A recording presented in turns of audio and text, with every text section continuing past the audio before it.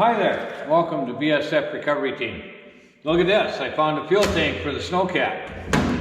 Something a little better than that rusty outboard motor boat can that we have on there right now. Mara and Abby are off doing some other things, so that means we get to work on the Sno-cat. We got this other fuel tank here, 28 gallons. Yes, it's a boat tank too also, but it has a fuel sender in it. This tank is 28 gallons, and Dad in the book says that this machine came with either a 49-gallon tank or an 80-gallon tank.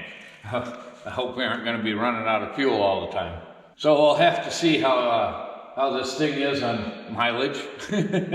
Well, let's head out back and see if we can find a filler neck. I doubt that this Dodge here is ever going to see the road again. Maybe that filler neck will work. Well, just like the rest of the truck, way too rusty. We weren't able to scrounge a filler neck from out back. None of the ones that I was willing to take out were any good or the right size. Looks like we'll have to get onto Amazon and see what we can find. But that isn't going to keep us from mounting the tank right now. All right, we'll get this old rusty thing out of the way. It was good enough for a first test drive, but I don't think we want that to be a permanent tank. It's only 12 gallons.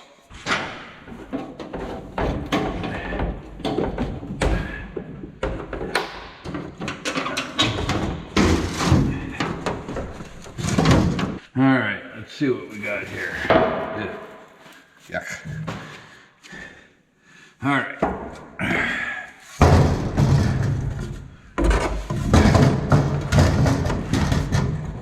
Those were just temporary. The original tank stretched all the way across and was held in by these.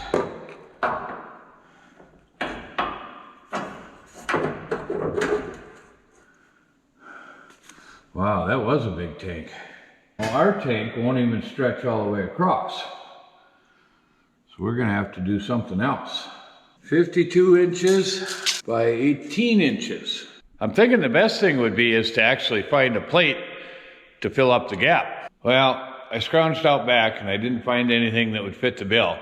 But remeasuring it, it looks like we can get by with 48. And I think they might sell 48-inch sheets at the local store.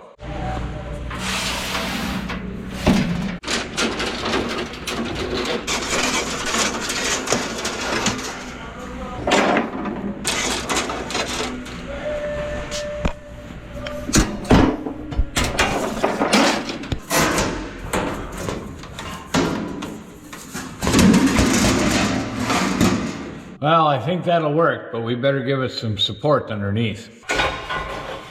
Got a bunch of this stuff laying around. That might do the trick.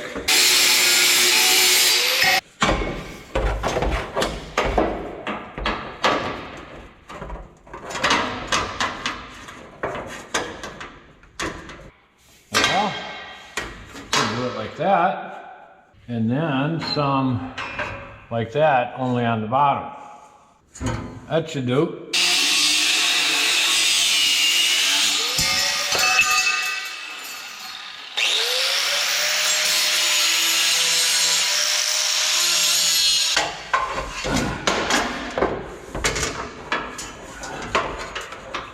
So something like that.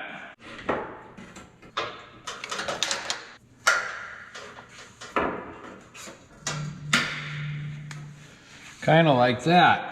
17 1/4.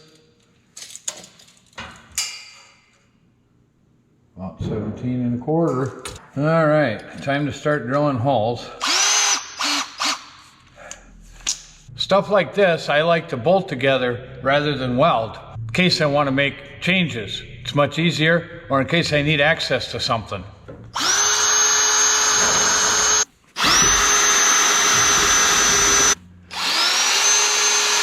Kind of like an old school erector set.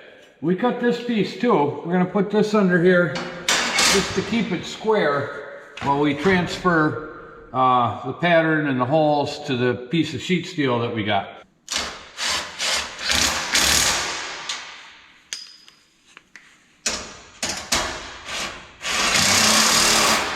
Okay, something like that, only the steel will be on the top side when it's done.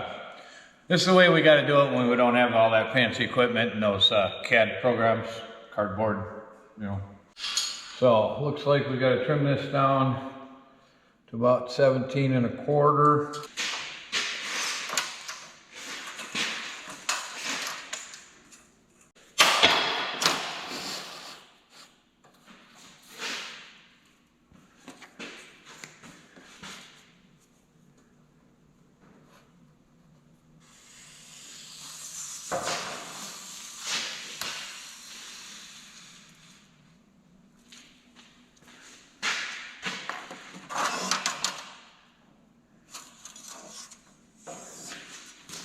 Okay, we'll see how straight we can cut this.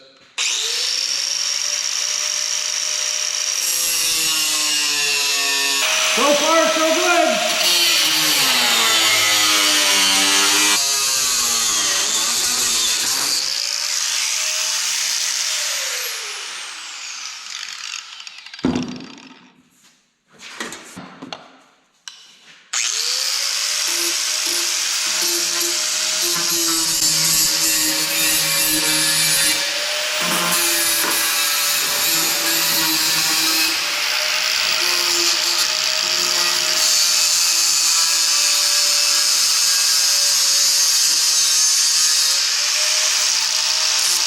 Well, not too bad.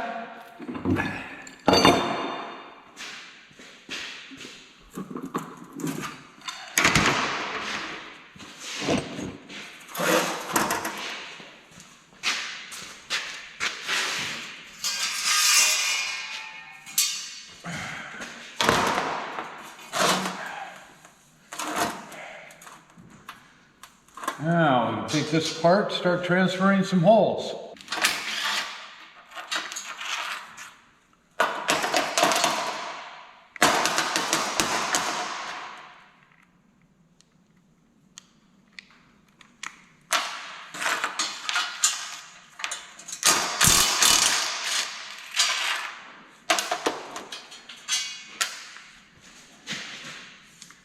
With hands.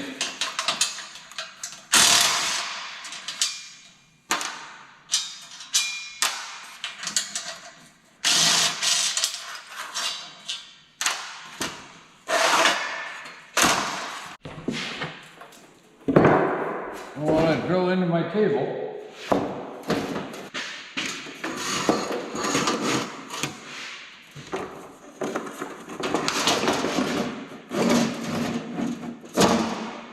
So where's everybody else today? Well, Blake, he's flying all over the country for his real job.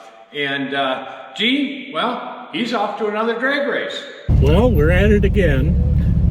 This time at a different dragway, Rock Falls Raceway, south of Eau Claire in beautiful Rock Falls, Wisconsin.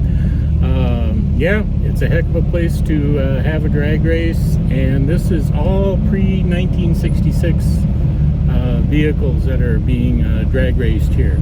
I was invited by Crazy Dean, Mr. AMC from West Fargo, North Dakota, to attend this because he's got a 1964 Rambler American Gasser. So, close by, beautiful day, gotta come down. Yep, heck of a place to have a raceway. A lot of cars here, car show. Enjoy some of the pictures from the rest of the day.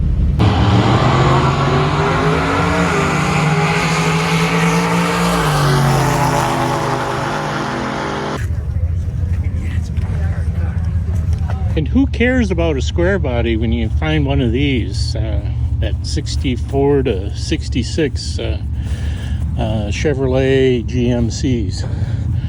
Really nicely done. And there was a song in the, well, it started out in the early 50s and has been covered by many things. The latest one that I remember is Alan Jackson, Crazy About a Mercury.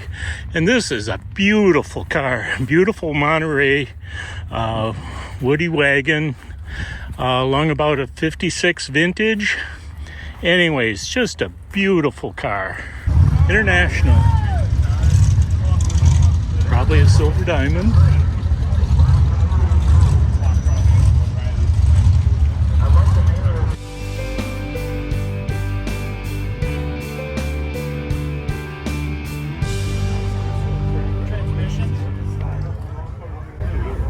Well, ladies and gentlemen, we are getting some dragsters ready to go. Fast cars coming out.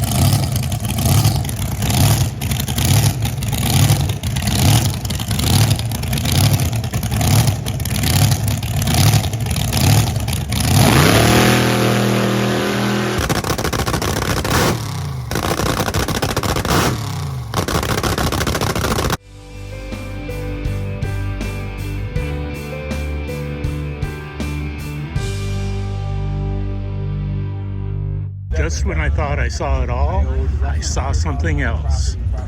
A Scout pickup dragster.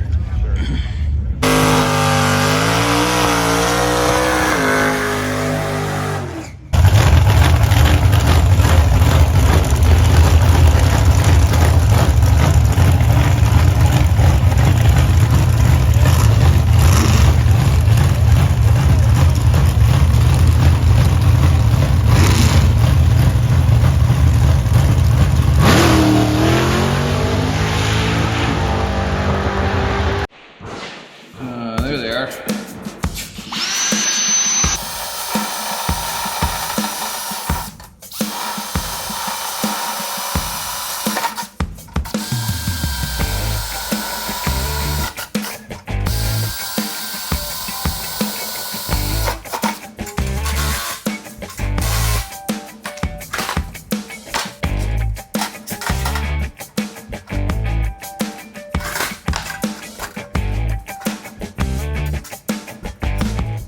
All right, taking the cross piece out for the moment because that's going to actually go where the straps hold on.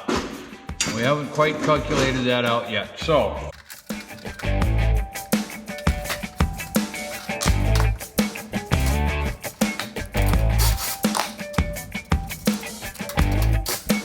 I know it's a whole lot easier just to clamp things and weld them.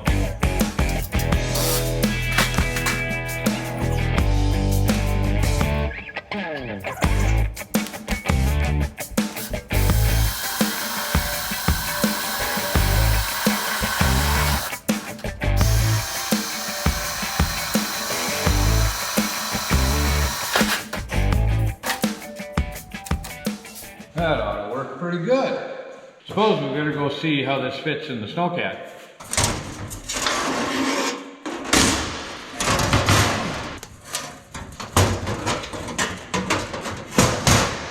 Oh, pretty close. That side works. This side's off a little bit. The way this Sno-cat shakes, I don't think I want the tank rubbing against metal to metal.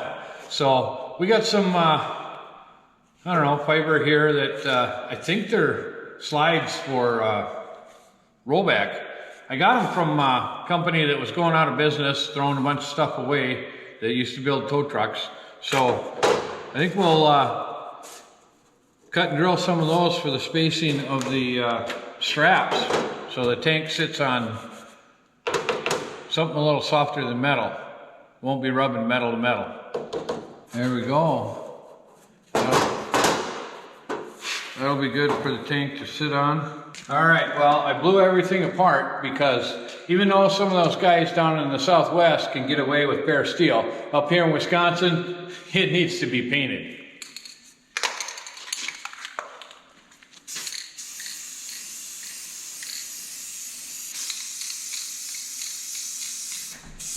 Running out of paint.